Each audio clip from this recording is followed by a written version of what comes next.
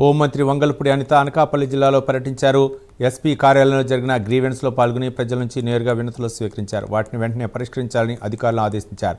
నేర నియంత్రణకు ప్రజల సహకారం చాలా ముఖ్యమని తెలిపారు. ప్రజల సమస్యలను పరిష్కరించడమే ప్రభుత్వ లక్ష్యమని స్పష్టం చేశారు. జిల్లాలోని 34 పోలీస్ స్టేషన్ల పరిధిలోని అధికారులతో సమీక్షా సమావేశం నిర్వహించినట్లు తెలిపారు. అనకాపల్లి జిల్లాలో క్రైమ్ రేటు 15% తగ్గిందన్నారు. సోషల్ మీడియా, సైబర్ నేరాలు పెరుగుతున్న నేపథ్యంలో వాటి నియంత్రణకు ఒక ప్రత్యేక టాస్క్ ఫోర్స్ను ఏర్పాటు చేయబోతున్నామని హోంమంత్రి ప్రకటించారు.